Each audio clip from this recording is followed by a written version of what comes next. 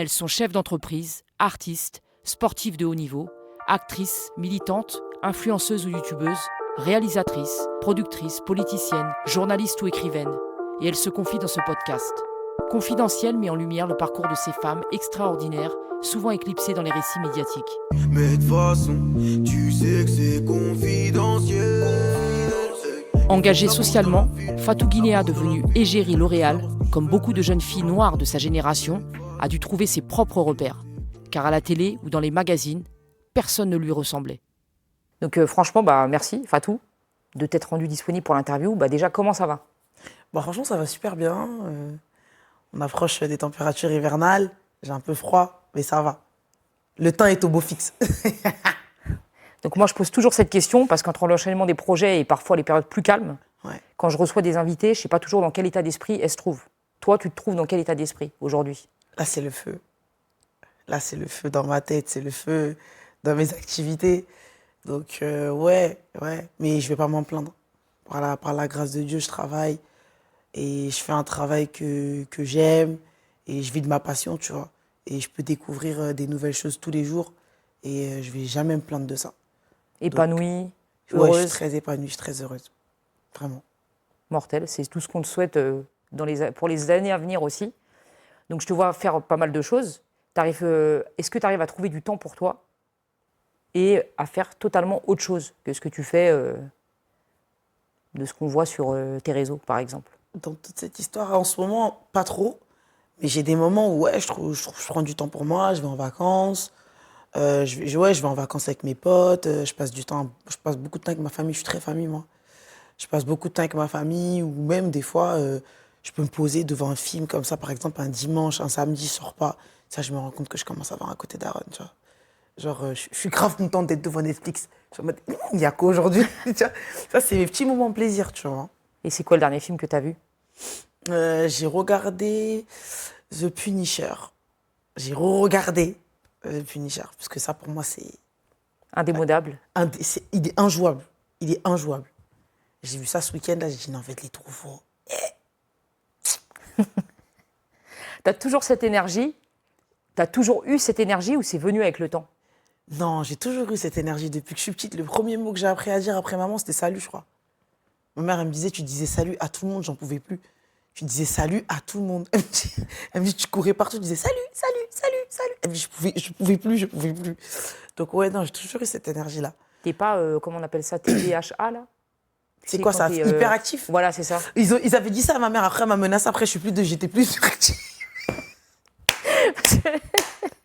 C'est la mode en ce moment. Tout le monde dit les enfants, tu sais, c'est des surdoués, des hyperactifs. Quand j'étais petite, je réfléchissais à 200 à l'heure. Ça allait super vite dans mon cerveau, j'avais du mal à me concentrer. Je courais partout, machin et tout. Et j'avais pas des résultats dégueulasses, tu vois. Un jour, le directeur, il a dit à ma mère, oui, alors vous voyez, votre fille, elle est jamais fatiguée, madame. Alors il faut l'emmener au parc pour qu'elle continue à courir, à s'épanouir, machin. Ma mère, elle a dit, monsieur, réglez ça. Le lendemain, j'étais fatiguée à 16h. Le lendemain, à 16h, j'étais fatiguée.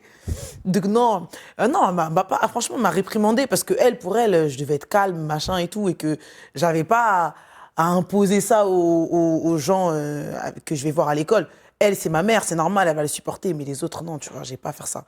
Donc ma mère, elle a toujours été comme ça, tu vois. Toujours taper sur des trucs un peu comme ça, avant de taper sur ma tête.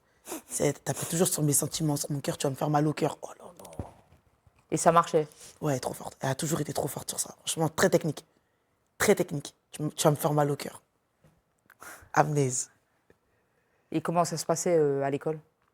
Moi, à l'école, franchement, ça se passait bien. Je n'étais pas une mauvaise élève. J'étais plus la drôle. Tu vois, j'étais plus celle qui faisait des blagues, la grosse vanneuse. Tu vois, genre la grosse vanneuse populaire.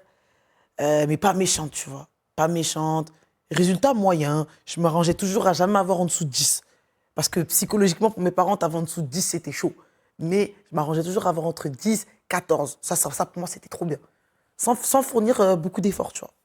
Et tu sais, comme on parle beaucoup ces derniers temps du harcèlement scolaire, est-ce que toi, tu as déjà vécu ça ou est-ce que tu as vu ça un petit peu dans ta classe ?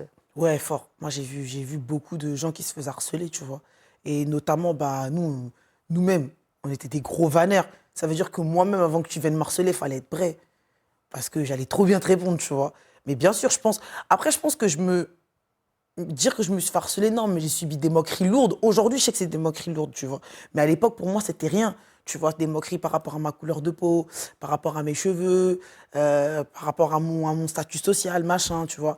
Aujourd'hui, je me rends compte que ouais, c'est des moqueries lourdes. Mais quand j'étais plus jeune, j'avais tellement de réparties que sur le coup, ça me faisait pas mal, tu vois. Mais c'est en grandissant, je me disais, ah ouais, quand même, c'était fort de critiquer mon afro, de critiquer ma couleur de peau, de des fois critiquer comment j'étais habillée, tu vois.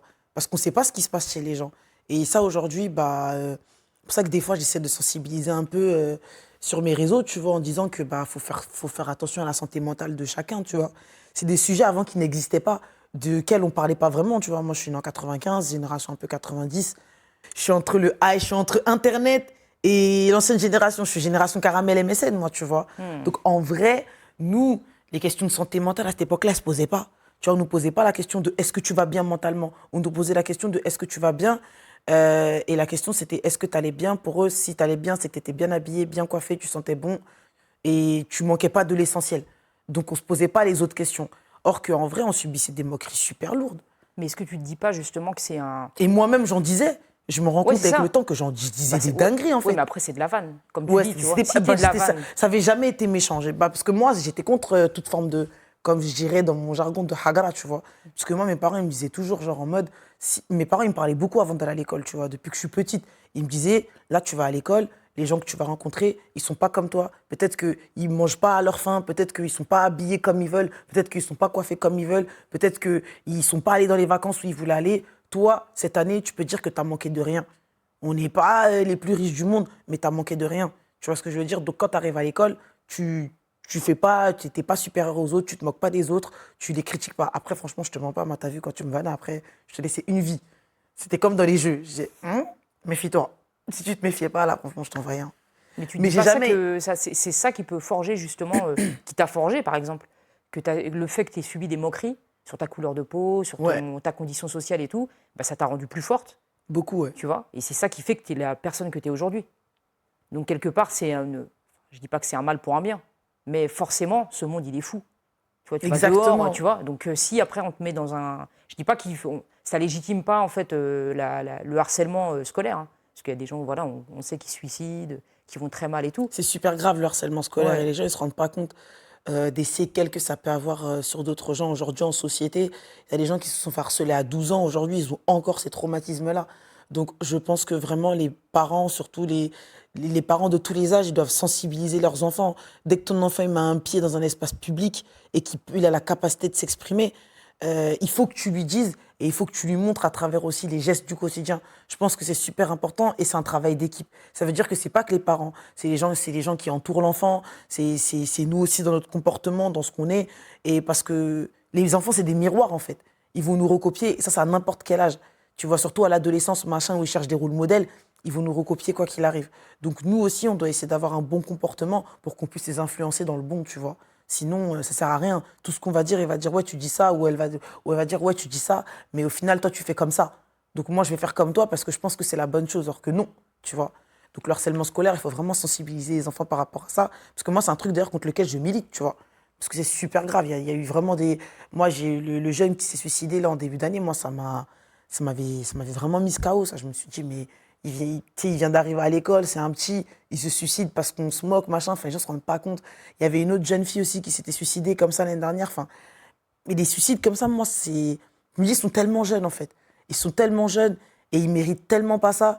Et je me dis, quelque part, on a une responsabilité parce qu'on n'a pas assez sensibilisé, on n'a pas assez sanctionné ça. Donc, comme ça n'a pas été sanctionné à une hauteur, à une grande hauteur, en fait, les gens, ils ne se rendent pas compte de la gravité du truc, tu vois. Donc, parce qu'après, c'est des enfants face à des enfants aussi. C'est des enfants, je suis d'accord, mais les parents, ils doivent prendre leurs responsabilités. Quand tu mets ton enfant dans un espace public, faut qu'il arrive avec des règles.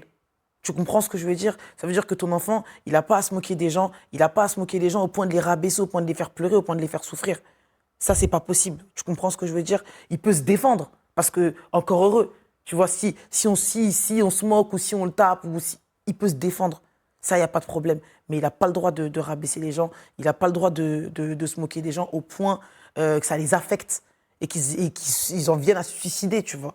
Est-ce que tu ne penses pas que les réseaux sociaux ont un rôle, justement, dans le harcèlement. Parce qu'avant, moi, je suis de la génération avant toi. Tu sais, nous, bon, c'est sûr, on a subi du harcèlement. Tu vois, moi, je suis asiatique. On me disait, ah, les Chinois, j'avais mes 2 frères, ah, l'équipe des Chinois, tu vois, tout le temps. Moi, je ne considère pas que c'est du harcèlement. Après, comme je te Les dis, bâtards. Ouais, c'est ça.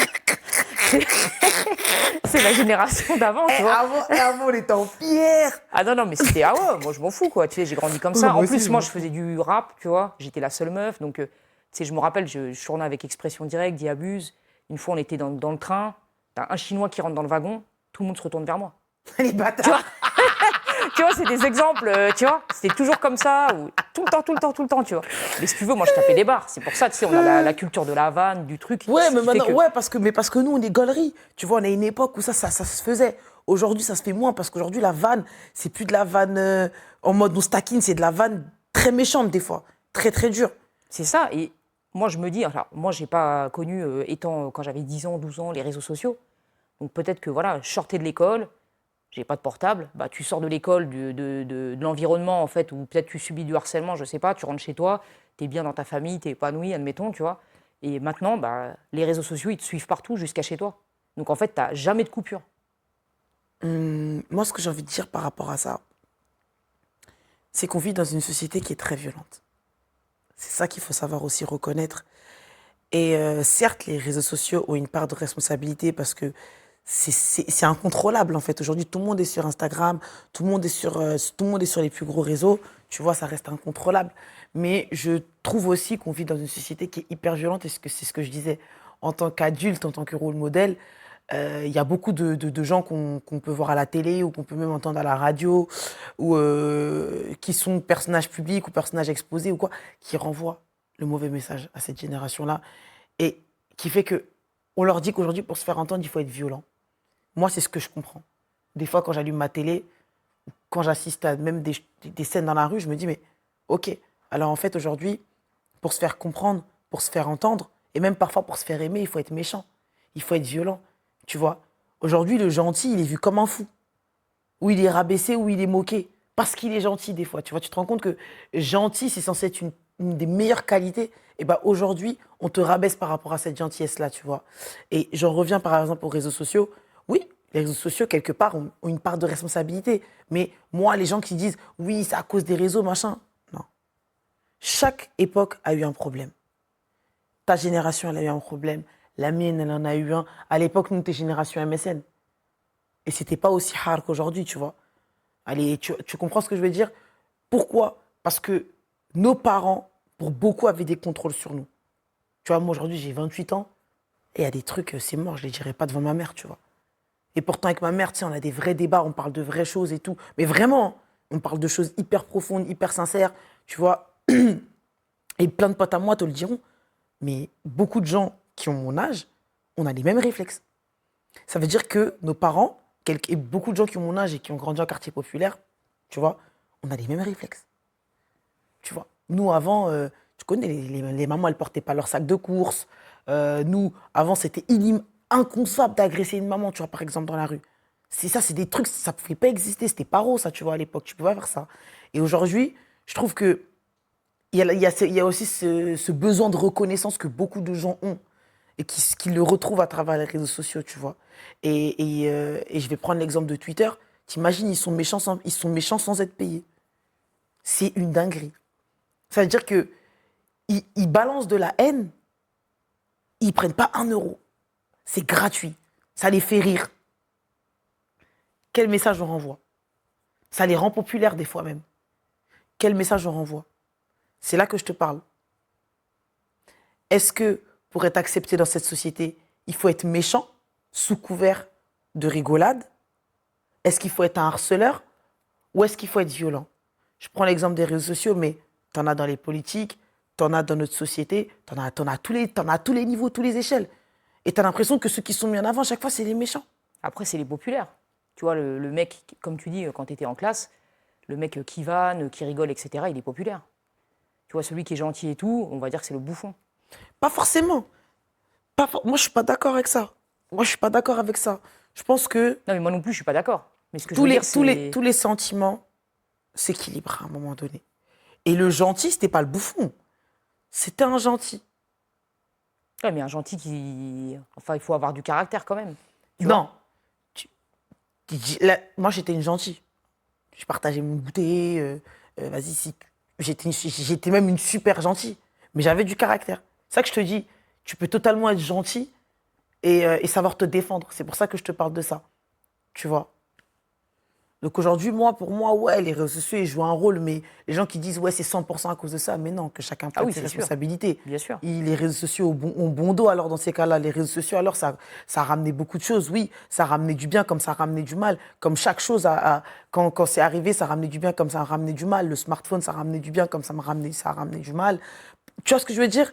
Chaque nouvelle chose a ramené quelque chose de bien ou de mauvais, tu vois. Et il faut savoir aussi reconnaître, faut que tout le monde puisse prendre ses parts de responsabilité à un moment donné.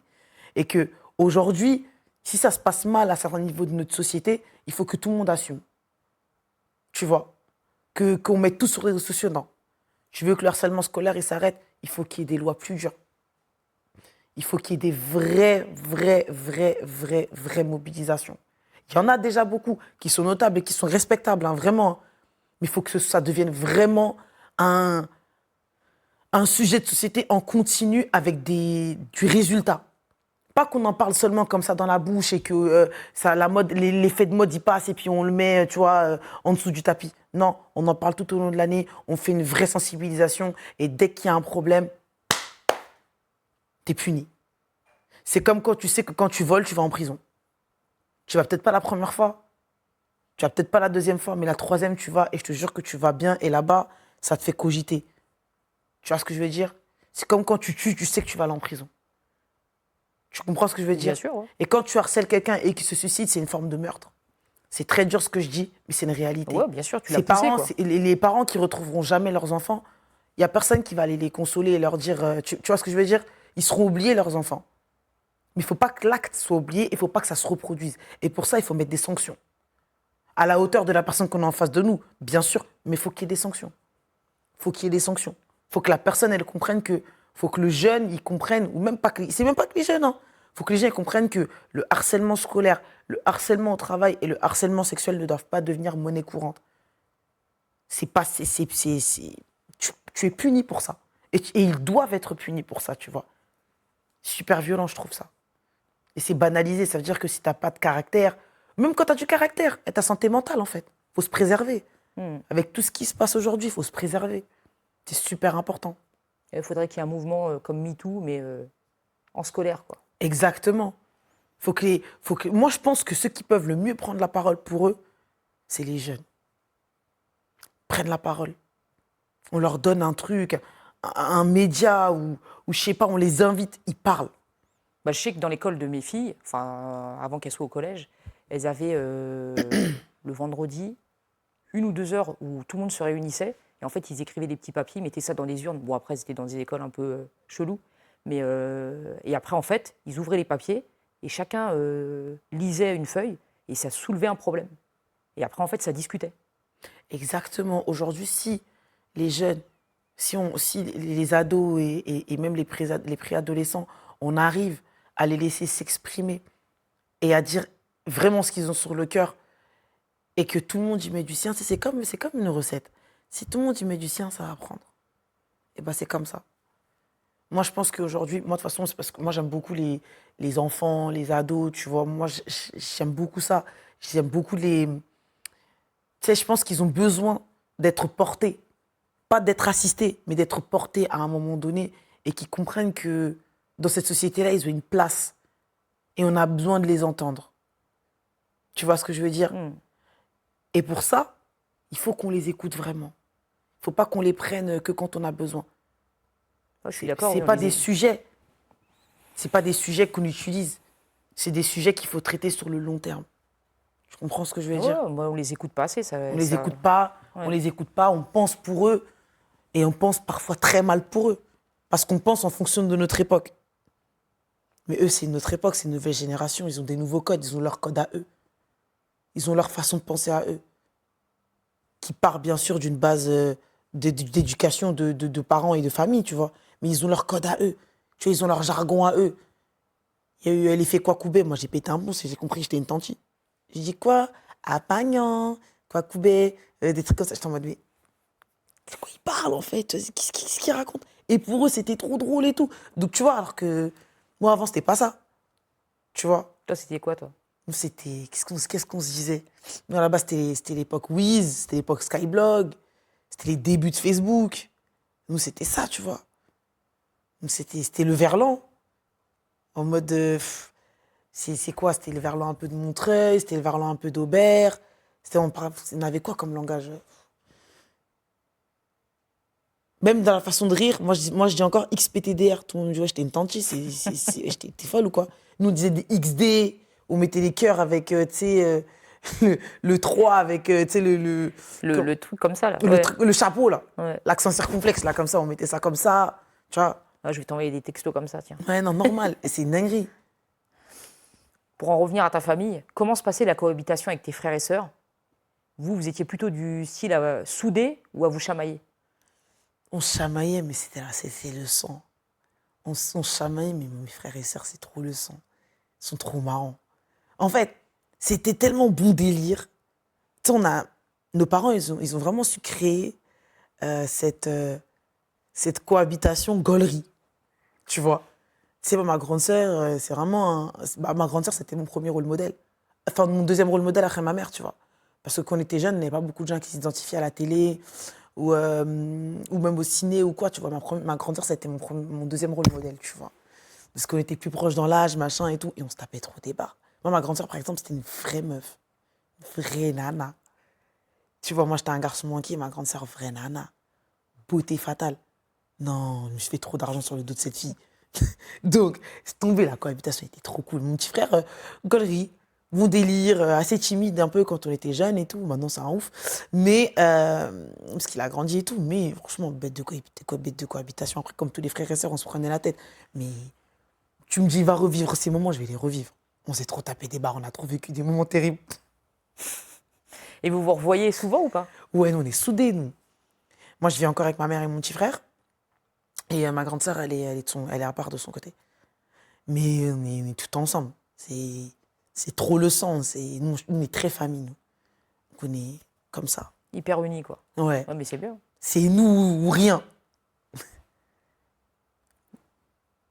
Je sais pas si toi, t'as déjà ressenti ça. Parce que là, si je comprends bien, t'es la deuxième. Ouais. C'est ça.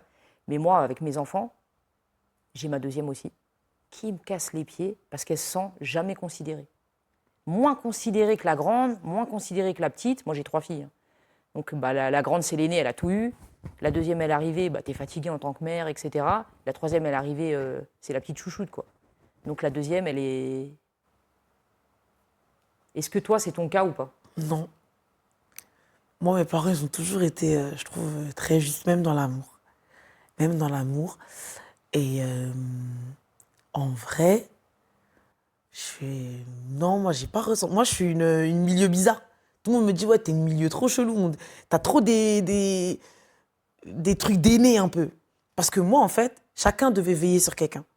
C'est-à-dire que moi, ma mère, elle me disait, t'as un petit frère. Et ma grande sœur, elle avait moi. Donc, je devais respecter mon aîné, mais j'avais un petit frère, j'avais une responsabilité. Tu vois. Et en vrai, mes parents, moi, ils nous ont trop aimés. Ils nous aimaient pareil, j'ai l'impression. Moi, j'ai pas jamais ressenti ce truc de ma sœur, elle a plus, ou mon petit frère, il a plus, ou Ah moi, bon, j'ai les plus. trois, ils ont pareil. Hein. Les trois, ils ont pareil, mais la Mais deuxième... moi, tu vois, beaucoup de gens disent, ouais, l'enfant du milieu, c'est la galère, ouais, chez toi. Alors que moi, je kiffe ma position du milieu, c'est trop bien.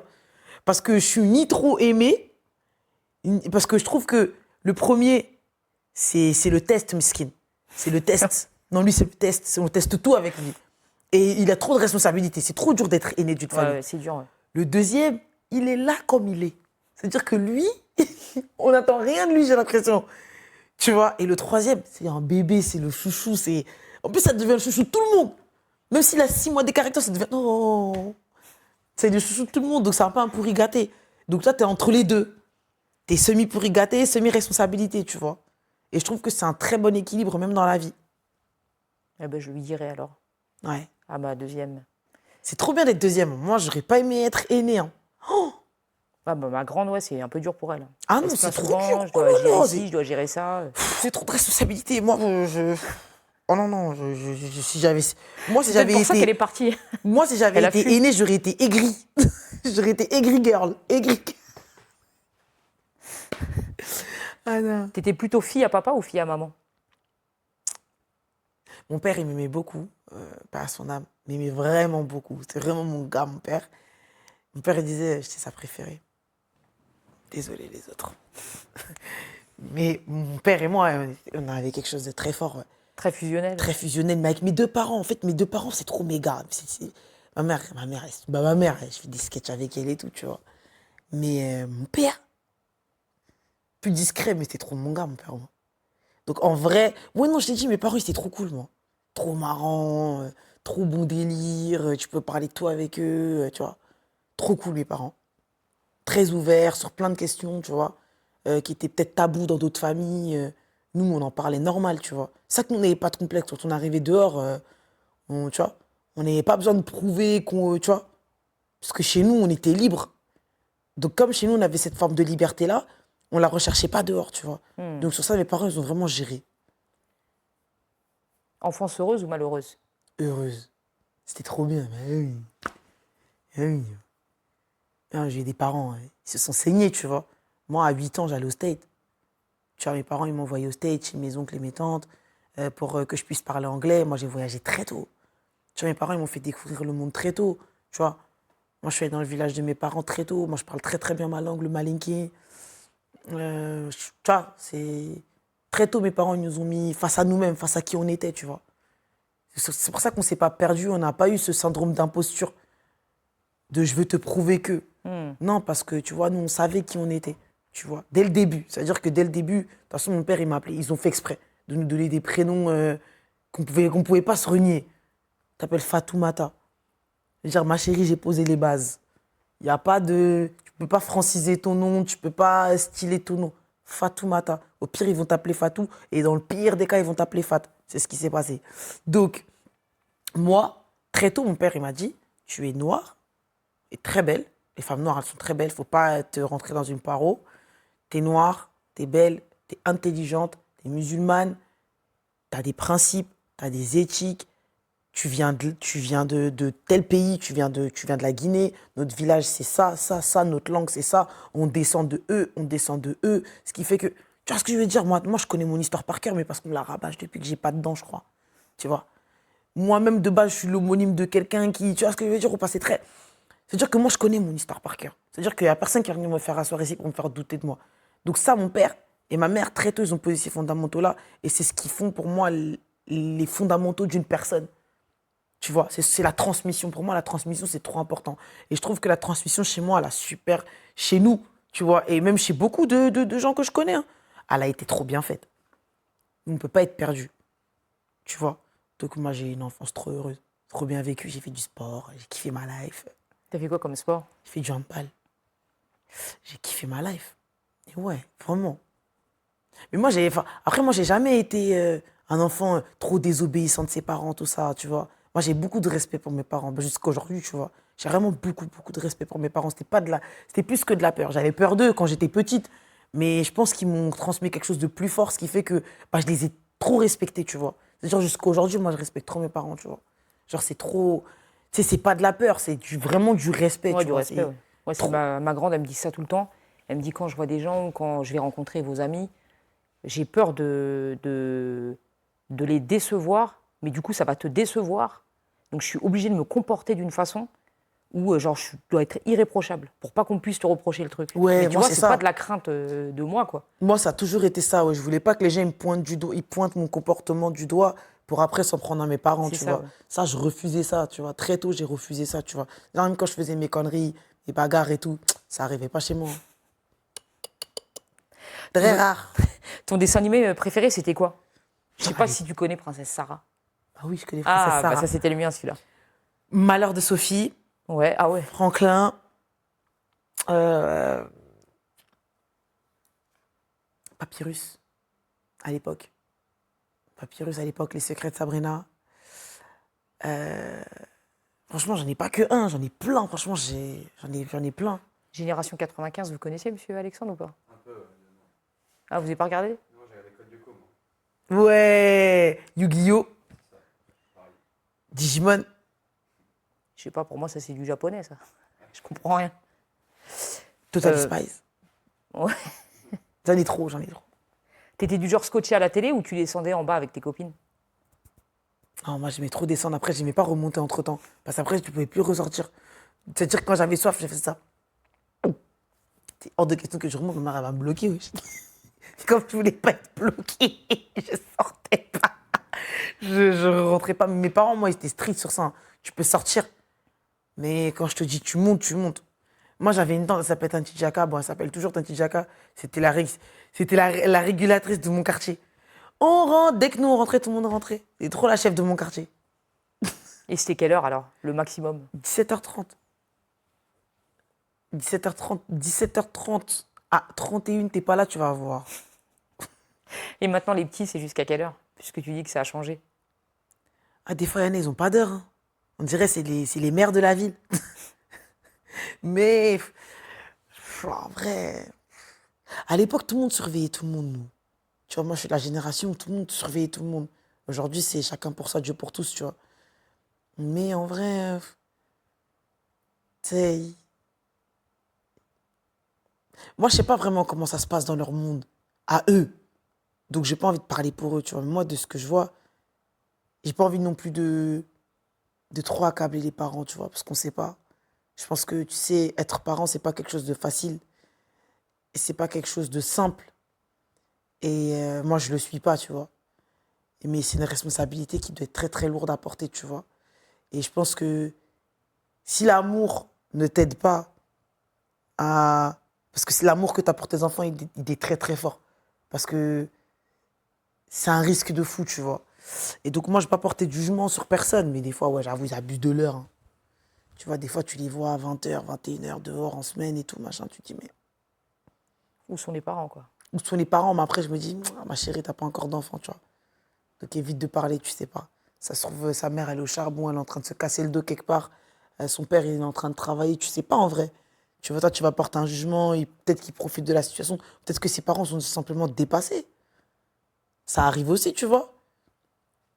Et des fois, dans les cas de harcèlement, t'as les parents qui surprotègent leur enfant en disant non, mon enfant n'est pas comme ça, mon enfant n'est pas comme ça. T'as les parents aussi qui sont dépassés. Qui te disent, ouais, je lui parle, mais il n'entend pas, tu vois. Ouais, c'est plus complexe, quoi. En fait, je trouve que c'est plus complexe. Tu vois, mon père, il disait, la génération des wesh-wesh, ils éduquent leur enfant avec trop d'amour et pas assez de raison. Tu vois, ils se laissent trop guider par leurs sentiments. Et quand tu te laisses trop guider par tes sentiments, c'est sûr que tu vas faire des erreurs. Et à un moment, des fois, tu vas faire des erreurs à des moments, tu ne pourras plus revenir en arrière. Mais est-ce que c'est trop d'amour ou trop de facilité? Enfin, ou c'est la voie de la facilité? Parce que l'amour, c'est la raison aussi, en tant que Je parent. pense que c'est un peu des deux, hein. Je pense que il y a une génération qui, quelque part, qui n'accepte pas aussi de souffrir, tu vois. On n'accepte pas de souffrir, on n'est pas trop d'accord avec ça. L'effort aussi. Moi, je suis pas d'accord parce que je connais beaucoup de travailleurs acharnés, hein. Aujourd'hui, par exemple, tu vois, on est entouré de beaucoup d'entrepreneurs. Beaucoup de gens de ma génération, c'est des entrepreneurs. C'est des travailleurs et des travailleuses. Tu vois, des gens qui se cassent le dos. Tu vois. Bah, j'en parlais hier avec monsieur Alexandre, monsieur Guillaume. Ouais. On parlait en fait des métiers. Moi, j'ai vu mes parents travailler comme des fous. Je les voyais jamais d'ailleurs. Moi, j'ai quand même bien bossé, etc. J'ai monté ma boîte de com. On fait de la fiction, on fait des choses, mais je travaille très dur. Et je vois les générations d'après, c'est encore autre chose. Tu vois, ils sont sur... tu vois, ils créent des trucs, mais des start-up. Mais bon, s'ils travaillent comme des oufs aussi. Mais eux, ce qu'ils me disaient, monsieur Alexandre et monsieur Guillaume, c'est on travaille 2-3 heures, en gros, tranquille. Où tu vois même les trucs de facilité, enfin de facilité. Tu vois, les nanas, par exemple, je ne sais pas si tu as vu, toi, qui est sur les réseaux, tu as des pubs qui viennent. Tu vois, la nana, elle te fait premier mois sur Mime, 13 000 euros. Ouais. C'est la facilité. C'est une génération où il y a beaucoup de facilité sur beaucoup de choses, mais moi, je ne veux pas généraliser parce que c'est une génération de travailleurs aussi. Parmi nous, il y a beaucoup de travailleurs, il y a beaucoup d'entrepreneurs et d'entrepreneuses à respecter, tu vois. Alors vraiment. C'est-à-dire que pour moi, eux, c'est une infime partie qui ne perdurera pas dans le temps. Si tu es intelligent, tu sais que tu ne vas pas montrer tes fesses sur Mime. Tu vois ce que je veux dire? Si tu es intelligent, tu capitalises, cette intelligence-là, tu la mets dans quelque chose. Tu es novateur de projet, tu vois, tu entreprends. Tu comprends ce que je veux dire? Ce savoir-là, tu le travailles, tu le cultives et tu en fais quelque chose de bien, tu vois. Ouais, mais quand tu vois des influenceurs, tu Tu vois, des influenceuses qui gagnent 300, 400 K par mois. Ouais, mais c'est quel argent, ça? Toi, tu veux cet argent-là? Non. Enfin, je veux l'argent. Mais tu le veux? Est-ce que tu veux le gagner comme ça? Non. Comment tu vas expliquer à tes enfants? Ouais, j'ai 400, 500 000 euros. Mais comment t'as fait alors, maman, pour atteindre ce niveau-là dans la vie? Tu vas gratter ton cou. Parce qu'au fond de ton cœur, toi-même, tu veux pas que ton enfant il aille sur Mime. Au fond de ton cœur, tu veux pas que ton enfant il aille sur OnlyFans. Au fond de ton cœur, tu veux pas que... Tu vois ce que je veux dire? Mais tu penses que ces influenceuses ou ces femmes qui vont sur Mime, elles le savent, ça? Elles savent que... Ou elles se disent, bon, bah, c'est un moyen pour... Elles se disent que c'est la facilité, ça. Elles se disent c'est un petit moyen de me faire de l'oseille. Je vais pas cracher dessus. Je suis jeune. Autant capitaliser sur ma beauté, sur mon truc. Mais ça, c'est des images qui restent. C'est des images qui restent, ça. C'est chaud. Et c'est de plus en plus dur de supprimer des choses sur Internet. Aujourd'hui, c'est compliqué. Et c'est une mauvaise image qu'on renvoie, encore une fois, à cette génération-là. Toi, on t'a jamais proposé des trucs chelous comme ça? Si, bien sûr. Mais ça, la conversation, elle n'est pas allée très très loin. Tu vois. Moi, comme je te dis, je respecte mes parents, tu vois. Je sais d'où je viens et les trucs que je peux pas faire. Même si tu me proposes tout l'or du monde, tu vois. Ça, c'est après. En vrai, moi, tu vois, je juge personne. Chacun fait ce qu'il veut. Chacun se bagarre comme il veut. Sauf que moi, dans ma tête, je pense que il y a des choses que l'argent n'achète pas. Il y a des choses que l'argent ne pourra pas blanchir. Tu comprends ce que je veux dire? C'est quand c'est noir, c'est noir. Ouais, c'est une question de principe. C'est une question de principe, en vrai. Ouais. Et les gens qui font ça et qui sont sur Mime ou qui sont sur OnlyFans ou qui sont sur ce qu'ils veulent, grosse force à eux, mais c'est sans moi, t'as vu? Quand on te voit speed énergique, on se dit, la sœur, elle a été forgée dans l'adamantium, tu connais? Non. C'est un métal qui est très très fort. Tu as connu des périodes de doute plus jeunes, des moments où tu as perdu confiance en toi, ou tu as Ouais. toujours eu confiance comme ça? Quand j'étais plus jeune, moi, je me trouvais pas belle, moi. Je me trouvais pas belle parce que, à part mes parents, ma famille, on, on, on me le disait pas beaucoup dehors. Et moi, je me suis tout de suite protégée, tu vois. Avant, j'avais pas forcément confiance en moi, tu vois. Et j'ai pas le même rapport à la confiance en soi, tu vois. Aujourd'hui, j'ai un self-confidence qui est venu très tôt, quand j'ai compris que vraiment, on Tu pouvait avais fait faire... des millions de vues? Avant ça, même. Avant ça, parce que j'ai eu une discussion qui a changé ma vie avec ma mère, tu vois. Genre vraiment, qui a changé ma vision de... C'est ça que je te dis, mes parents, ils ont joué un gros rôle dans tout ce que je suis aujourd'hui. Les gens se rendent pas compte, mais ma mère, cette discussion-là, c'était Une discussion? une seule.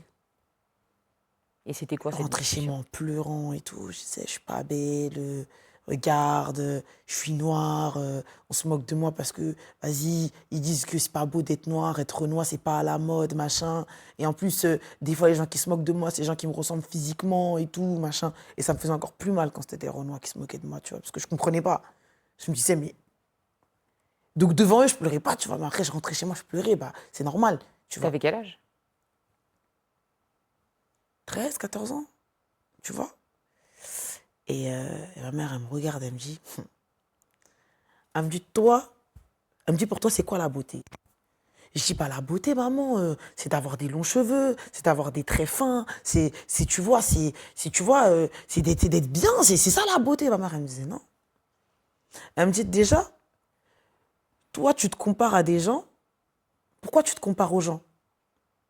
Toi, déjà, toi-même, est-ce que tu t'es regardé, est-ce que tu t'es jaugé? Jauger, pour moi, c'était un mot trop technique. Je lui ai demandé de répéter. Jauger, pour moi, c'était déjà dur, tu vois. Je lui ai demandé de répéter ça. Et en gros, avec des mots plus simples, elle m'a fait comprendre que, en fait, elle me trouvait super belle, pas parce que c'était ma mère, mais parce que je le suis. Et qu'au final, j'ai peut-être... Les gens qui se moquent de moi et qui me rabaissent, c'est parce que j'ai peut-être quelque chose qu'eux, ils n'ont pas. Et que moi, j'ai pas à me comparer aux autres. J'ai pas à regarder ce qu'il y a chez les autres. Elle me disait, t'as des cheveux crépus? C'est très beau, le cheveu crépus. Tu vois ce que je veux dire? Elle me dit, t'as une couleur de peau, t'es noir. Noir, c'est unique. Elle me dit, t'as un beau teint, t'as pas de taches, t'as pas d'imperfection, t'as une peau qui est lisse. Très fin. Elle me dit, petit trait, gros trait. La beauté, elle est dans les yeux de tout à chacun.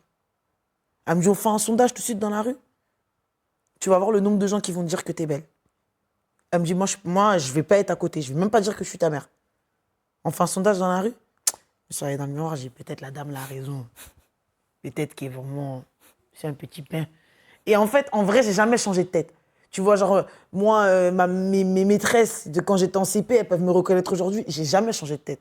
Donc je pense que c'était psychologique et surtout qu'il n'y avait pas de rôle modèle à la télé qui me ressemblait, encore une fois. Dans la société, il n'y avait pas de femme noire influente, tout ça et tout, machin, tu vois. Donc je peux m'identifier à personne. C'est pour ça que, tu vois, je me posais des questions. Mais t'es égérie L'Oréal. Ouais. Aujourd'hui, ouais. C'est incroyable. Ouais. C'est trop bien. Comment ça s'est fait? Comment ça s'est fait? Ça s'est fait par le biais de Marie-Sabine Leclerc qui a géré ça. Et elle a organisé la rencontre, elle a tout organisé autour de tout ça. Et donc aujourd'hui, bah, après on s'est entendu. Feeling, il est super bien passé entre moi, la marque. Et voilà, ils m'ont fait confiance. Le quoi? Hein? Le chèque? Le chèque, ouais, il était intéressant, mais en vrai, c'était plus que ça. Parce que L'Oréal, c'est en mode... tout le monde n'est pas L'Oréal. Tu vois ce que je veux dire? C'est L'Oréal, en plus, ils accompagnent des meufs que moi, je kiffe. Tu vois, des Viola Davis, des Andy McDowell, tu vois. Des meufs comme ça, moi, qui m'inspirent, tu vois, au ciné, machin, tu vois. Ouais, c'est magnifique. Ah oui. T'as dû te retrouver là au milieu de ça, comme ça, tu dis... Des quartiers, ici. Je peux essayer. Et là, Ça- j'espère que tous les petits, là, quand tu avais 13-14 ans, là, ils te voient bien à l'affiche sur L'Oréal. Ils doivent se dire, mais... Non, je pense qu'ils ont changé de discours. Tu sais qu'il y en a un qui est venu s'excuser une fois. Mais tu lui as Qui dit s'est quoi? moqué de moi et tout. Je te jure, on a parlé normal et tout. Je dis, je te pardonne et tout. Je pense que quand on était petits, on était cons, tu vois. Ouais, c'est clair. Du coup, je pardonnais, tout ça. Bah voilà, quoi. On n'est pas fâchés. Bah, tant mieux. Moi, je fâche avec personne. Et le succès de Aya Nakamura, justement, ça a ouvert un petit peu tout ça, tout le... Ouais, ouais. Franchement, Aya, ouais. Et je pense qu'elle a pris pour nous toutes. Hein. Elle a pris pour nous toutes. La vérité, elle a pris pour nous toutes. Et moi, j'ai beaucoup, beaucoup de respect pour elle. Au-delà du fait que j'aime sa musique, tu vois. C'est, en tant que femme, elle a subi beaucoup d'harcèlement, beaucoup de critiques, beaucoup de moqueries par rapport à son physique. Et encore aujourd'hui, tu vois. Mais je trouve qu'elle a tellement su dépasser tout ça. Tu vois, sa musique aujourd'hui, elle dépasse les frontières. Ah, Nakamura, c'est notre star. Hein. Aujourd'hui, c'est même fierté des nôtres, tu vois. C'est une Malienne, donc moi, automatiquement, je m'identifie. Moi, je suis guinéenne, donc c'est pas loin. Elle est née en 95, moi aussi, tu vois. Elle, pour moi, c'est une boss lady. Elle est Lancôme, machin. C'est une boss lady, en vrai, tu vois. Beaucoup de gens lui reconnaîtront pas ça, mais c'est une boss lady. Ça, c'est injouable. Tu sais, on en parlait hors caméra. Elle, j'ai vu, bah, il y a énormément de critiques sur son physique. Tu vois, alors qu'elle est super belle, franchement. Elle est archi belle. Bah oui. Les gens, ils racontent leur vie. Les gens qui la critiquent, ils sont pas plus beaux qu'elle physiquement, encore une fois. Et même, Voilà, et même si elle était laide. En fait, enfin, dans le délire, quoi. Tu vois. Est-ce que elle un est laide mec... pour eux. Voilà, Elle est c'est ça. laide pour eux. Mais un mec, est-ce qu'on va s'acharner comme ça? Non. Ah, vraiment, des fois, il y a des mecs qui sont vilains. Vilains de ouf. Faut les voir comment ils sont en train de se... Wesh, beau gosse, tu mens, wesh. Mais ça calme, non. Wesh, beau gosse, qui? Où? Dans quelle langue? Non. Mais bon, la beauté est dans le regard de tout à chacun. Mais des fois, ils mentent. Des fois, on voit tous la même chose. Ils sont là, ils se maxent entre eux. Ils se donnent la force à mort et tout. Tu vois? Et tu te dis, en vrai, si nous, les filles, les femmes, on se donnait autant la force entre nous, on serait trop loin. On serait trop loin. S'il y avait cette vraie sororité féminine qui dépassait les paroles et qui était vraiment dans les actes, on serait trop loin. Aujourd'hui, il y a trop de meufs qui sont en concu pour rien du tout parce que elles pensent que bah on peut pas être deux là. Faut que je sois toute seule en fait. Tu l'as Tu déjà vois? ressenti, toi, ça? Oui, Dans ton milieu, même? oui. Une Non, on peut pas espèce de être deux. compétition malsaine, quoi. Compétition, or qu'il n'y a même pas de compétition. Tu vois, tu te dis, hé, ma chérie, il y a de la place. Viens t'asseoir, il n'y a rien. Mais quand tu dis ça, elle te voit en mode, elle fait l'ancienne ou elle nous blague. Or que tellement pas. il y a vraiment de la place. Et même s'il n'y a pas de place, on va en créer. Moi, je sais ce que je vaux. C'est à toi de savoir ce que tu vaux. Moi, je sais que j'ai ma place à cette table-là. Et il faut que je trouve un moyen de me rendre indispensable. Mais ça, c'est mon problème. Ça, c'est mon combat, c'est mon travail sur moi-même. Et c'est ma façon d'apporter mon art. Tu comprends ce que je veux dire? Mais si toi, tu penses qu'il n'y a pas assez de place pour nous toutes à cette table-là, c'est que tu n'es pas sûr de toi quelque part. Tu comprends ce que je veux dire? Si tu as besoin d'écraser pour réussir, il y a un problème dans ta façon de faire. Et à un moment donné, tu vas tomber. Et quand tu vas tomber, tu vas te faire très très mal. Il n'y aura personne qui va te tendre la main pour t'aider à remonter la pente. Même ceux qui t'ont donné de la force quand, tu vois, t'aurais été qu'un produit du moment. Tu comprends ce que je veux dire? Et encore une fois, on aurait utilisé ce système de femme contre femme, tu vois. Ouais, c'est vrai. Mais c'est ce qu'on retrouve, voilà, comme tu dis, chez les femmes, quoi. Parce que Ouais. chez les hommes, il y a une espèce d'entraide. Bon, après, tu me diras, non, C'est il une y a fausse aussi, entraide, hein. Mais c'est tellement bien fait que tu y crois. Parce qu'eux aussi, entre eux, il y a de la concurrence, tu vois. En vrai, c'est humain. Mais je trouve que c'est tout de suite attribué à la femme. Et c'est entretenu. C'est attribué à la femme, c'est entretenu et c'est ancré dans la tête des femmes. Donc pour certaines, tout est une vie de compétition. Je suis en compétition avec tout le monde. Mais quand tu es trop en compétition avec tout le monde, c'est que tu n'as pas confiance en toi. Et pour asseoir ta position, il faut qu'un homme vienne asseoir ta position. Non.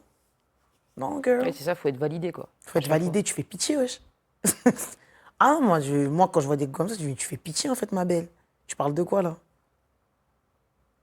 Toi, t'en as pas assez dans la tête pour asseoir une position. Tu comprends ce que je veux dire? Ouais. T'en as pas assez dans la tête, t'es obligé d'aller écraser une autre femme pour montrer que toi, t'es là. Pas assez de solidarité, alors, entre femmes. Parfois, ça manque un peu. Parfois, pas tout le temps, parfois. Ça a changé depuis tes débuts ou pas? Ouais, ça va déjà mieux. Après, il y a des meufs, c'est des connasses. Hein. Elles vont jamais changer, tu vois. Elles sont comme ça et on les calcule pas. Mais t'as des vrais go qui veulent faire des vrais trucs, tu vois. Qui sont vraiment dans l'entraide, qui sont vraiment en mode, venez, on se donne la force, venez, on avance sur le truc et tout, tu vois. T'as des nanas que tu peux citer de la nouvelle génération, justement? Que j'aime bien, que ouais, j'aime que bien. t'aimes bien, ouais. J'aime bien Léna Situation. J'aime bien Léna. J'aime bien Magla. T'as qui encore? J'aime bien Flora Coquerel. J'aime beaucoup Flora Coquerel. C'est notre Miss Monde. J'aime bien Flora Coquerel. J'aime bien Assa Traoré. J'aime bien. Qu'on a reçu ici. Ouais, j'aime bien Assa Traoré. Ayana Kamura. Ouais, c'est. T'as différents univers, tu vois. Après, ouais, c'est beaucoup de femmes racisées. Je sais. Après, oui, si tu te Mais c'est reconnais des à femmes à travers, qui, moi, quelque bah part, oui. je m'identifie, tu vois. Ou à un moment donné, bah, je sais que les gens aussi que je connais vont s'identifier, tu vois. Donc voilà. Il y a déjà, toi, des petites qui sont venues te voir en te remerciant pour ce que tu fais. Genre vraiment, il y a même des gens qui me disent, plein de gens, on est trop fiers de toi, félicitations, elle continue à tout arracher. Et moi, j'ai vu quand j'ai fait l'annonce du restaurant, tu vois. Je vais à un restaurant dans le deuxième qui s'appelle Jam. Les gens étaient super contents pour moi. Tu vois, franchement, la force qu'ils m'ont donnée là, c'était trop. Et j'étais super content pour moi. Donc ouais, tu vois. T'as monté un restaurant, c'est ça? Oui, Alors? c'est trop bien. Tu devrais venir. Jam, 78 rue Réaumur, dans le deuxième. Ouais, c'est quoi? Ça sert quoi? C'est de la nourriture africaine. De la nourriture africaine, bonne nourriture africaine, on va dire. Saine. J'ai envie de montrer qu'on peut manger africain et manger sain. T'as des dérivés aussi végis. Et je veux vraiment déconstruire tous ces clichés qu'il y a autour de la nourriture africaine. C'est sale, ça pue, c'est gras, c'est pas bon, machin, alors que non. On a des aliments que beaucoup de gens adorent, comme la patate douce, comme le manioc, ou encore le gombo, ou encore le couscous de mil, ou encore la tchéké, la semoule de manioc et tout. T'as plein de trucs comme ça, le riz, tu vois. T'as beaucoup de gens qui critiquent ça, alors que beaucoup de ces féculents-là sont très sains pour notre santé, tu vois. Et donc, tu t'es dit, je vais lancer Ouais. mon restaurant. Ouais. qui cartonne bien. Ça marche bien, Dieu merci. Tu connais l'atelier d'Igo? Ouais, C'est vrai? je connais l'atelier. T'aimes bien? J'aime bien l'atelier d'Igo, ouais. Je connais l'atelier d'Igo, j'aime bien, je trouve ça bon. C'est cool, tu vois, des entrepreneurs comme ça qui se lancent aussi. Tu vois, parce que typiquement, que la manière dont il fait revenir la viande, le dibisogo, entre guillemets, la street food un peu, tu vois, comme ça et tout. C'est typiquement africain, ça, tu vois. Et t'as quoi encore? Moi, j'ai fait ça avec Gallo. C'est Gallo qui m'a accompagné sur ce projet-là. Gallo qui est mon agent, tu vois. Et Gallo, c'est un entrepreneur qui a du mérite et c'est un entrepreneur sur qui il faut poser du respect, tu vois. Tu vois, il s'est fait tout seul, la sueur de son front. Ça n'a pas été facile. Et aujourd'hui, il se retrouve à accompagner des nanas comme moi, tu vois. Moi, ça a été l'un des premiers qui m'a fait confiance, tu vois. Et lui, Dawala, tu vois, lui et Dawala, ils m'ont donné beaucoup de force, tu vois. Et je pourrais jamais cracher sur ça, tu vois. Comment ça s'est passé la connexion avec Gallo, justement? Avec Gallo, c'est par le biais de Dawala. Ok, tu connaissais Dawala en premier? Ouais, je connaissais Dawala depuis un moment, moi. Je connaissais Dawala en premier. Et à l'époque, moi, je voulais arrêter de faire des vidéos parce que ça me plaisait plus. Je voulais retourner à l'école et tout. Dawala m'a dit, t'es malade. Il m'a dit, c'est pas comme ça. Il m'a dit, ça y est, là, t'es déjà lancé, t'es trop bien lancé. Revenir en arrière, c'est de la folie. Je dis, ah ouais, tu trouves? Il me dit, bah oui. Et donc, moi, qu'est-ce qui s'est passé? Bah, moi, je suis rentré. Il m'a dit, moi, je connaissais Raja aussi. Il a parlé avec Raja. Raja a parlé avec Gallo. Gallo, au début, il était pas chaud. Parce qu'il avait que des mecs. Donc, il était en mode. Elle va rentrer comme ça dans une équipe de mecs et tout. Est-ce que ça va le faire, machin? J'ai pas envie que. Tu vois. Et au final, quand il leur a demandé, tous les mecs, ils ont dit oui. Tous les mecs qui étaient là à l'époque, ils ont dit oui. Du coup, je suis rentré. Donc tu étais la seule nana au milieu des mecs, quoi. Au début, ouais. Et après, ça s'est super bien passé. Donc, ouais, non, franchement, il m'a donné de la force, il m'a donné ma chance. Et c'est un bon choix. Ça a été un tremplin dans ta carrière, tu penses? Le fait d'intégrer Smile? Ouais. Ouais. Franchement, ouais. Ça t'a professionnalisé? Qu'est-ce que ça t'a apporté? Bah, moi, Gallo, il m'a accompagné sur mes projets, tu vois. Il m'a donné de la force, il m'a présenté des gens. Il a été là pour moi, tu vois. Avec tout son staff, bien sûr, avec toute son équipe et tout, tu vois. Aujourd'hui, c'est la MIF. Moi, c'est plus que mon agent, tu vois, c'est la famille. C'est-à-dire que c'est même pas un rapport d'argent ou quoi que ce soit. Demain, il n'y a plus d'argent, il n'y a plus Smile, et bah, je vais quand même faire sonner son téléphone, tu vois. Bah, un grand bonjour à Gallo, au Ouais. passage. Et à Dawala aussi. Et Dawala, ouais. Dawala, il donne beaucoup de force, hein. Vraiment beaucoup de Ouais, force. il aide Hein. beaucoup les jeunes. Moi, Dawala, il m'a donné beaucoup de force. Hein. Je pourrais pas cracher sur ça. Hein. Il m'a donné beaucoup de force. Il m'a donné des bons conseils. Il a été là pour moi quand j'ai eu besoin. Franchement, moi, Dawa, qu'il pleuve, qu'il neige, qu'il vente, ça restera mon grand frère, tu vois. T'as encore des nouvelles de lui? Bien sûr, oui. Ah oui, c'est mon grand rêve, ça bouge pas, tu vois. Et comment il va, lui? Il est là, hein, tu connais, Dawa. Hein. Roule sa bosse, hein. Wachi boss, tu connais. Tu sais, je sais que t'es guinéenne. Enfin, Ouais. je pense. 100% je suis guinéenne. T'es pas togolaise? Togolais, c'est méga. Força Memina. Mais il y avait ce film à l'époque, je sais pas si tu l'as vu. C'était un truc rempli de clichés. Le film qui parlait des femmes guinéennes. Et ce film s'appelait Fatou la Malienne. Ouais. Est-ce que t'en as déjà entendu parler? Ouais, j'ai grandi avec ce film-là, ouais. J'ai grandi avec ce film-là. Comment tu l'avais accueilli, toi, à l'époque? Moi, à l'époque, je l'ai pas mal accueilli. Parce que on était super jeunes quand il est sorti Fatou la Malienne. Parce que j'avais pas 8 ans ou 9 ans. Donc à l'époque, j'avais pas ce recul-là. Tu vois, et puis à l'époque, ce qu'on dit aujourd'hui qui est cliché, ça l'était pas. Hein. Tu vois ce que je veux dire? Donc voilà. Et ouais, Fatou la Malienne, ouais, c'était aujourd'hui, quand tu le regardes, t'as le seum. Tu penses qu'un film comme ça, il pourrait sortir aujourd'hui? Impossible. Pourquoi faire? Mais pourquoi faire? Attends. Non, mais c'est impossible. Il va se manger une sauce intersidérale. Une sauce terrible. Une sauce vraiment nous-mêmes, on ne pourra pas gérer. Trop pimentée. Ce sera trop pour nous. Pas possible aujourd'hui. Toi, tu as le sentiment qu'il y a eu une évolution dans la façon dont les femmes noires sont mises en valeur dans le paysage audiovisuel français, ou pas? Il y a encore beaucoup de travail. Il y a encore beaucoup de travail. Il y a encore beaucoup de travail. Déjà, on est trop peu. Et je trouve qu'il y a encore une sous-représentation. En tout cas en France. Dans le cinéma et tout, tu vois. Dans la musique, ouais. Tu tu commences à avoir de plus en plus de go, tu vois. T'as Ronisia qui arrive, enfin, qui est là, d'ailleurs, qui est là, frère. T'as Ronisia qui est là, ça marche bien et qui inspire beaucoup de jeunes. T'as Aya, Baz, t'as le Juice, t'as toutes ces nanas-là, tu vois. T'as le Juice que j'aime bien aussi.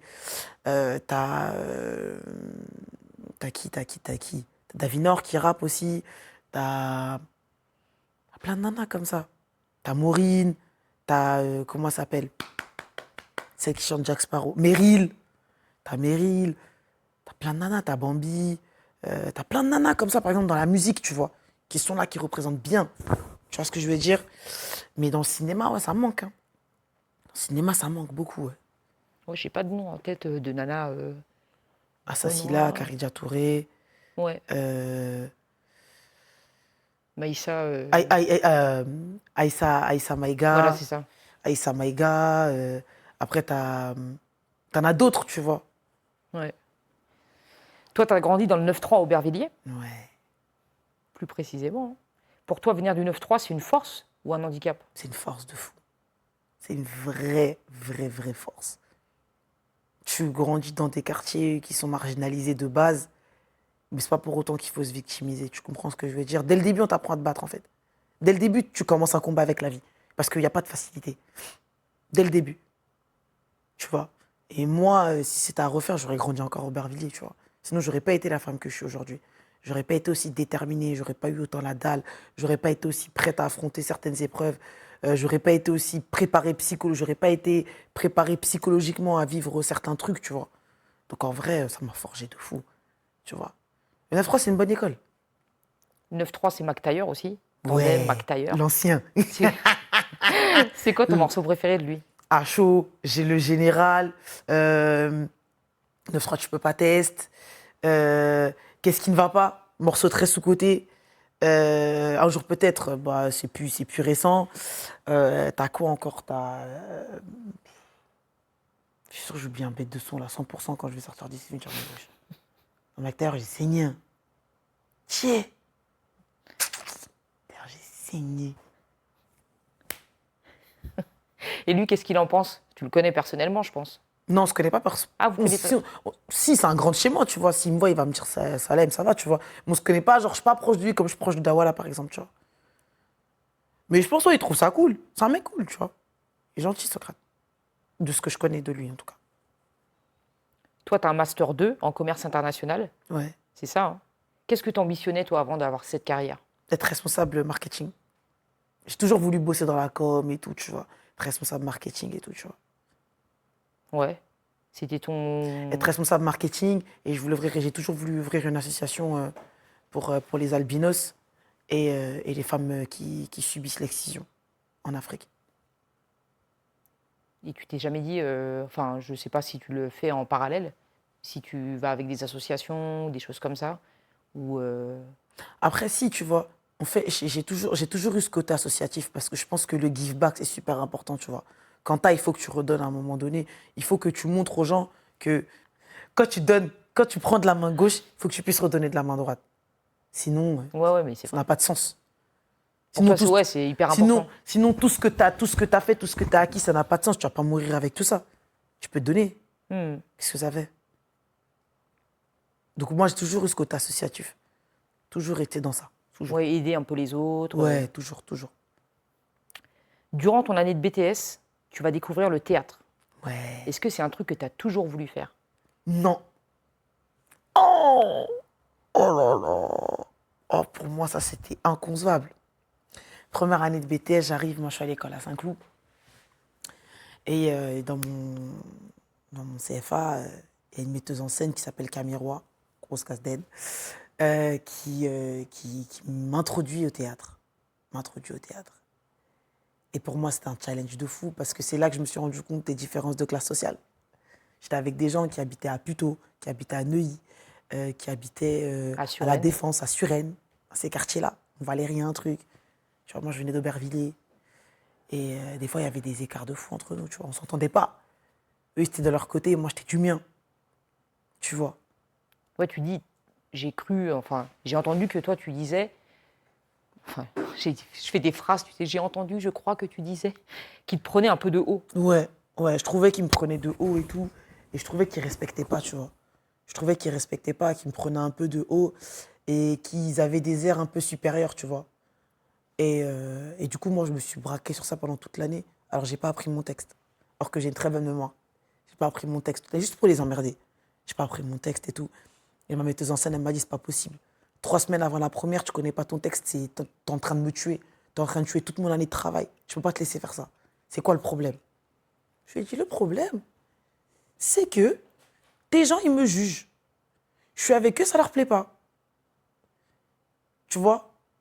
Ils me jugent de par rapport à où je viens, de par rapport à ce que je fais, de par rapport à qui je suis. Et ils n'ont pas le droit de faire ça. Tu vois?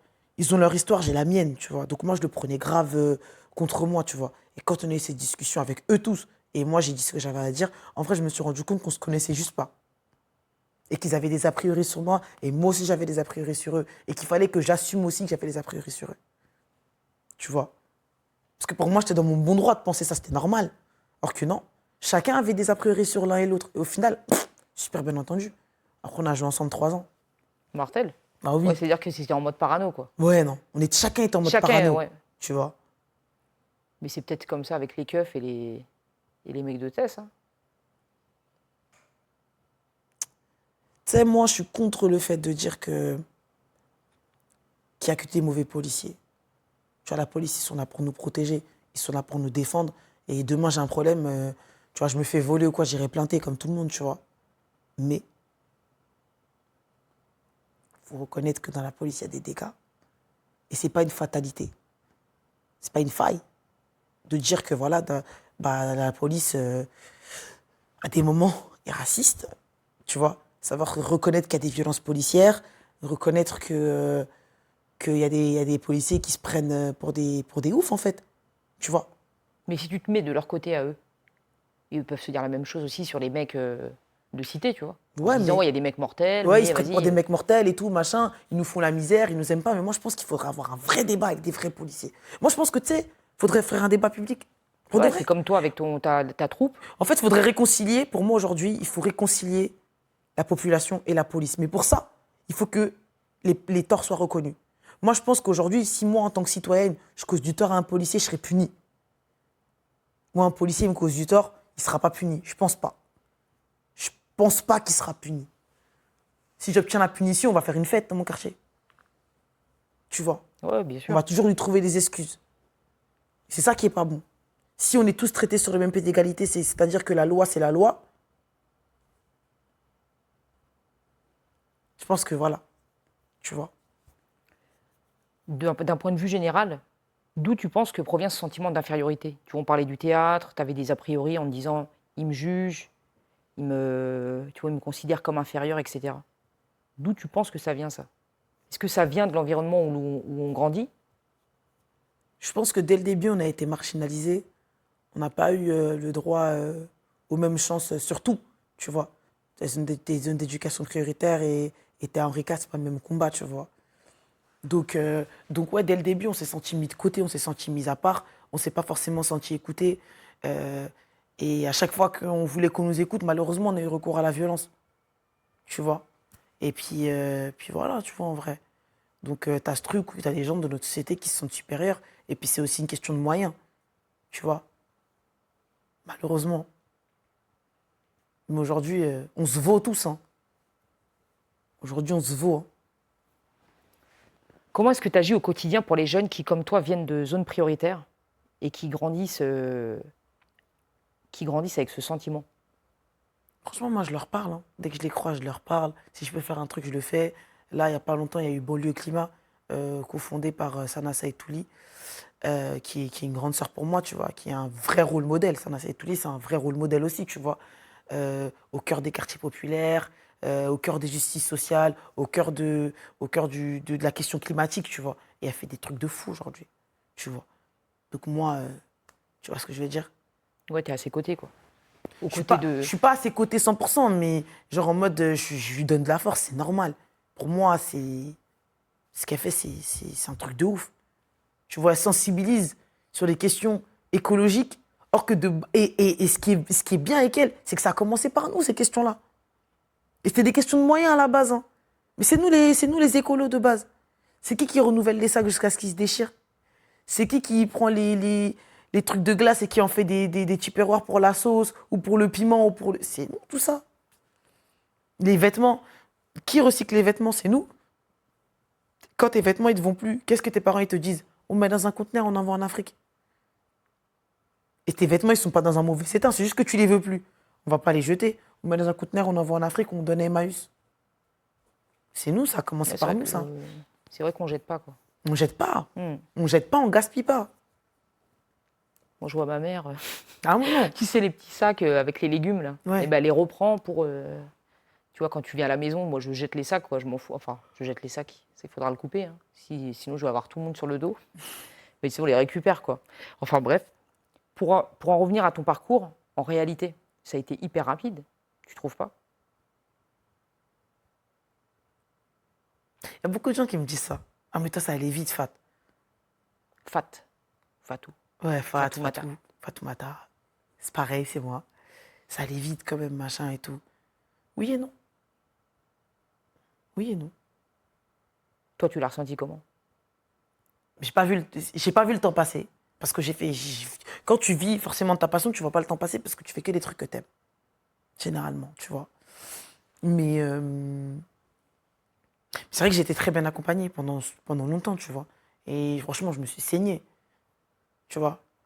Et je mangeais ça, je mange d'ailleurs encore ça, je vis que ça, tu vois.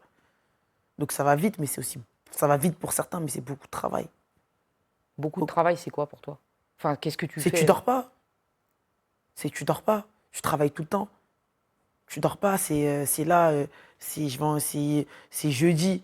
J'ai un gros événement JQ. Vendredi, je suis dans l'avion, je vais en Guinée. Samedi, je donne une conférence en Guinée par rapport au cinéma. Je reviens le 5, je repars le 9 pour donner une autre conférence. Je reviens, je repars, c'est ça. Et entre-temps, t'écris... Ouais, là, je viens de finir d'écrire mon livre. Tu vois. Qui sort quand? Qui sort normalement au printemps. Et tu peux nous en parler un petit peu? En exclu? En exclu, c'est un livre qui traite justement de tous les sujets qu'on vient d'aborder, tu vois. Avec mes mots, et c'est un livre qui parle aussi de moi avec mes mots, tu vois. Parce que tu peux pas tout dire sur Internet. Et je voulais mettre à l'écrit pour revenir dans 10 ans et relire et voir si j'étais encore cette même personne-là, tu vois. Et alors, t'en es fier? Ouais. Et ton éditeur, il en dit quoi? Robert Laffont, ils sont contents. Ils sont contents. Est-ce que tu t'es dit un jour, je vais sortir un livre? Non. Dans ta vie? Non. Et ta mère, elle a pleuré ou pas? Elle est choquée, elle. Non, mais elle est choquée.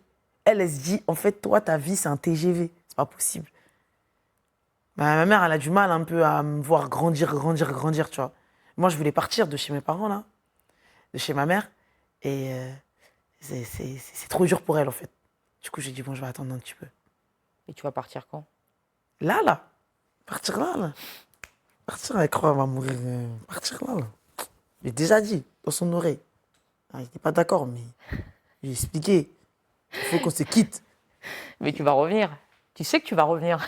Je sais, tous les week-ends. Mais il faut qu'on se quitte un peu, quoi. Il faut que chacun respire. Tu comprends? Et elle ne comprend pas. Ouais. Bah, c'est dur de quitter sa mère, c'est vrai. C'est dur, hein. Moi, je voulais partir, mais elle m'a dit non. En fait, pourquoi tu veux partir? J'ai dit, ah, donc tu m'aimes comme ça? À l'époque, tu sais, j'avais contacté, mais je pense que tu t'en rappelles pas, j'ai contacté ton équipe Smile pour ma boîte, justement, pour faire une OP avec toi. Bon, j'avais proposé un tarif un peu de crevard, tarif de chinois. Et donc, du coup, ça n'a pas pu se concrétiser. Ouais, 100%. Galère rigole même pas avec des trucs comme ça. Galère rigole même pas avec des trucs comme ça. Quand vous venez, vous voulez nous payer au lance-pierre, il a trop les nerfs. Mais il a raison, il a raison. Il se dit, il ne respecte pas. Mais tu refuses souvent, toi, des contrats comme ça? Franchement, aujourd'hui, je suis arrivé à un stade où je peux me permettre de refuser, tu vois.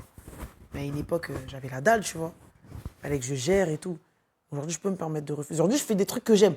Franchement, aujourd'hui, je fais des trucs que j'aime. Ok, tu fais que des trucs que Je fais que des trucs que j'aime. Même qui sont pas bien payés? Ouais. Bon, je vais t'appeler demain. Ça là, je viens de donner la force, hein. Toi, t'as l'argent, tu vas payer. Toi, on va t'envoyer une bonne facture, mais on va se sortir quoi? Mets les zéros là, t'inquiète, elle n'est pas timide. T'inquiète, mets les zéros. Est-ce que tu t'es déjà posé des questions ou pas au moment de faire justement des collabs que tu voulais pas forcément faire, mais que tu as fait soit pour les thunes ou... À l'époque, je parle. Franchement, à l'époque,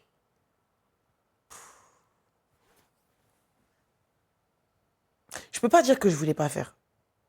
Parce que moi, j'ai jamais eu peur de m'asseoir sur de l'argent. Parce que moi, j'ai pas, l'argent dans le cœur comme ça.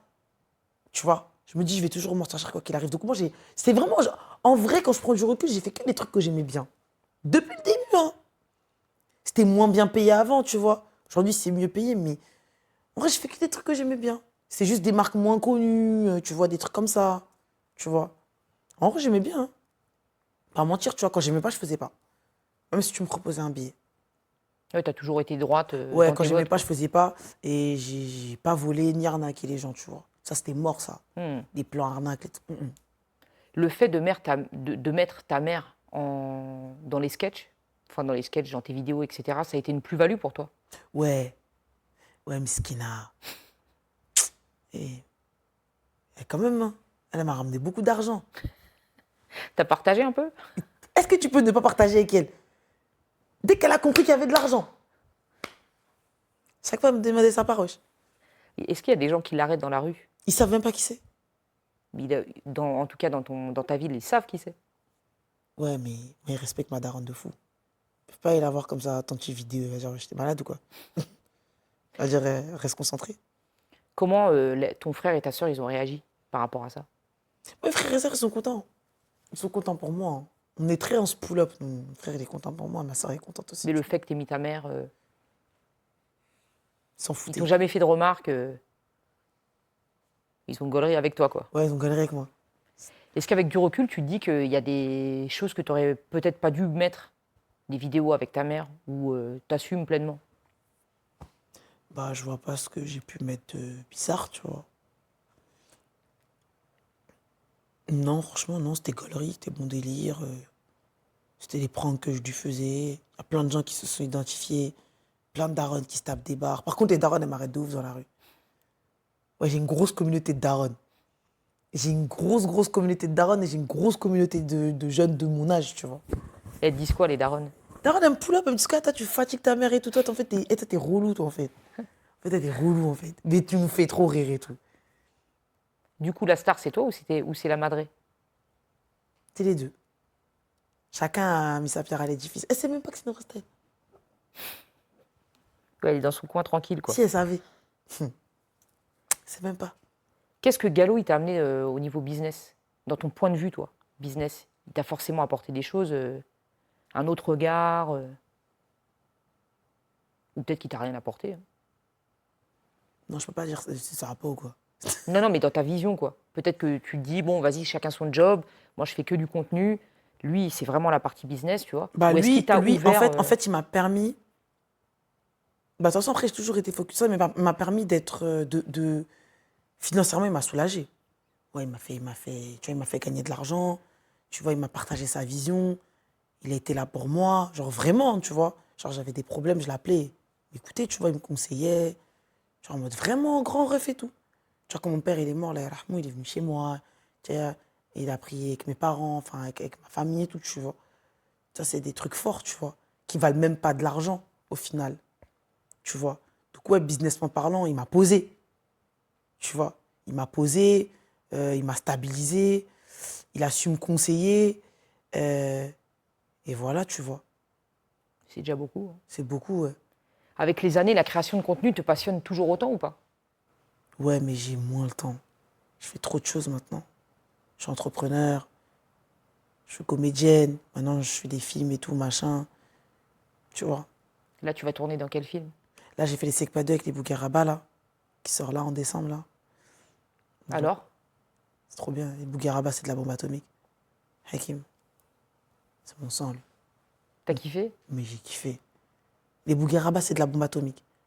Secpa 2 au cinéma le 27 décembre. Et c'est ta meilleure expérience cinématographique ou pas? Ma meilleure expérience cinématographique, c'était La Brigade, avec lui, Julien Petit. Pourquoi? Parce que déjà, je tournais avec des acteurs qui avaient vraiment du... Ils avaient du coffre. Hein. Quand tu tournes avec François Cluzet, c'est une pointe. Hein. C'est dur. Hein. Quand tu es dans un film avec lui, je dis, ah non, si je me calme pas là, le tonton va me balayer. Tu vois, c'est ma première vraie expérience au cinéma, tu vois. Et lui, Julien, il m'a professionnalisé. De ouf. Tu vois. Il a vraiment su me pousser dans mes limites pour faire ressortir le meilleur de moi-même, tu vois. Et pour moi, ce réalisateur, c'est l'avenir. Il est trop fort, en fait. Il est trop fort et il traite des vrais sujets de société. Tu vois. Il est trop fort. S'il t'appelle, tu y vas Normal, direct. je réfléchis même pas. Avec Samir, justement, vous avez joué un couple mixte à l'écran. D'où vous est venue cette idée? Bah en fait, on n'a même pas joué, ça se fait naturellement. Tu vois. On a eu un feeling de fou, lui et moi, tu vois. On a eu un feeling de fou. Et Samir, c'est vraiment quelqu'un de bien, avec un réel bon fond et des réelles bonnes intentions, tu vois. C'est vraiment, vraiment quelqu'un de bien. Et moi, je suis très contente de ce qu'il est devenu aujourd'hui, tu vois. Il est la meilleure version de lui-même. Genre vraiment. Et donc, quand on faisait ces vidéos-là, à la base, on n'avait même pas d'a priori de je sais pas quoi. On faisait nos vidéos, tu vois. Et on s'est rendu compte qu'à travers ça, on renvoyait un message de fou, en fait, aux gens. Bah, ça s'était jamais vu. Ça s'était jamais vu, Ouais. tu vois. Et c'était trop naturel, tu vois. Ça a déplu à des gens, ça, ou pas? Ouais, Vous avez eu des retours comme ça? bien sûr. Bien sûr. Comme? Des messages racistes, des insultes. Fort. Mais on s'en foutait. Le mais. Non, je... On s'en foutait, tu vois. C'était vraiment... ça nous passait au-dessus, tu vois. Comment t'expliques, toi, ce phénomène de communautarisme? C'est des fous. En fait, c'est des fous. On est partis à la même école. On a grandi ensemble. Pour beaucoup, on a la même religion en commun. Comment tu peux avoir une haine aussi forte comme ça, en fait? Comment ça peut te venir? Tu comprends ce que je veux dire? T'as quelle frustration, toi, en fait? Mais ça rejoint peut-être l'éducation, ce que tu disais au C'est départ. c'est une base d'éducation. On te dit quoi à la maison, toi? Tes parents, ils te disent quoi, toi? Sont mes parents, ils me disent, tes parents, ils te disent quoi? Quelle image tu as, en fait, de tout ça? Pour moi, c'est de la folie. Justement, comment toi tu fais pour gérer les réactions négatives dans ton métier où tu es exposé, justement? Tu dois avoir du positif, du négatif. Je les calcule pas. Je me dis, en fait, vous existez pas. Et je me dis, dans tous les cas, c'était obligatoire. À un moment donné, j'allais vous voir aussi, tu vois. Donc, je me dis qu'il y a beaucoup plus... Et ça, c'est Gallo qui m'a dit ça. Il m'a dit, Fatou, dans un calcul rapide, il y aura toujours plus de gens qui t'aiment que de gens qui ne t'aiment pas. T'es en top tweet sur Twitter, t'as 54 tweets sur toi, c'est une photo Insta, ça. Et ça va disparaître, tu t'en fous. Les gens qui t'aiment, ils sont là, ils vont rester, ils vont continuer à te soutenir. Nous, on est hal, tu vois. Donc, quand t'as ça, t'as des soutiens comme ça, t'as ta famille aussi qui te soutient de ouf et tout. T'es invincible. C'est mort. Ils vont me dire, ils vont faire quoi, eux? Ils sont même pas payés pour être méchants. Franchement, des fois, j'aimerais bien, des fois, je me dis, mais ouvrez des associations. Parce que ça, c'est du bénévolat. Ouvrez des associations. Tu penses que les femmes, elles sont plus maltraitées que les hommes sur les réseaux? Oui. Oui. Beaucoup plus. Et c'est beaucoup plus facile de s'en prendre à une femme. C'est beaucoup plus... Et je trouve ça, carrément, pour les gens, c'est simple de rabaisser une femme par rapport à son physique, par rapport à sa condition, par rapport à sa façon de s'habiller, par rapport à ce qu'elle propose. On la juge plus durement. Tu vois? C'est beaucoup plus dur de faire sa place en tant que femme. Et en tant que femme noire, c'est encore un autre combat. Mais on n'est pas là pour s'apitoyer sur notre sort, tu vois. La société, elle est comme elle est, et c'est à nous de faire bouger les lignes avec ce qu'on a dans notre tête, tu vois. Dans Validé 2, parce qu'on parlait des séries, ton personnage a une sorte de love story avec Brahim. Ouais. Comment ça s'est passé, cette connexion? Bah moi, Brahim, de base, c'est mon gars, tu vois. Je l'aime bien de ouf, à la base, c'est mon gars, on se connaissait d'avant, tu vois. Donc, pour nous, c'était gaulerie de jouer ça, tu vois. C'était gaulerie de fou, ça nous a fait rire. Ça nous a fait vachement rire, ouais. Comment tu l'as vécu, toi, son histoire, là, au Maroc? Ah, moi, j'ai mal vécu. J'ai mal vécu. Ce qu'il a fait, c'était mal. C'est vrai, il n'aurait pas dû tenir des propos comme ça, il n'y a pas de problème. Mais moi, j'ai grave mal vécu le fait que, ok, mettez-lui une amende, mais il l'incarcérait pas, genre. Il a tué personne, tu vois. Il a tué personne, il a violé personne. Tu comprends ce que je veux dire? Pour moi, c'était plus un exemple, tu vois. Toi, tu as été en contact avec lui pendant le temps où il a été incarcéré? Non, mais je demandais toujours de ses nouvelles. J'arrivais pas à... On me donnait pas de quoi l'appeler. Je demandais toujours de ses nouvelles et tout. On me disait, ça va, il fait aller, truc et tout. Après, moi, dès qu'il est sorti, je l'ai vu direct. Et Direct. alors? Je suis allé chercher. Direct, je l'ai vu. J'ai cherché partout. Et qu'est-ce qu'il t'a dit, lui? Comment il a vécu l'histoire? Je vais garder ça pour moi. Mais c'est un vaillant. C'est un vaillant dans tous les cas. Ibrahim, il a beaucoup, beaucoup de talent. C'est un des mecs les plus drôles que je connaisse. Ibrahim, il est trop marrant. Il est trop marrant, il est très humain. Et pourquoi ça m'a fait mal? Parce que lui, c'est un mec, au fond, c'est une bombe atomique. Tu vois? Et tu vois, quand il a renvoyé cette image-là, les gens, tu sais, tout le monde l'a jugé, tout le monde s'est jeté sur lui et tout, tu vois. Ce que je peux comprendre, parce qu'ils étaient vexés, ils étaient en colère, ils ne comprenaient pas, tu vois. Mais moi, le connaissant, ça m'a fait de la peine. Parce que lui, il ne mérite pas ça.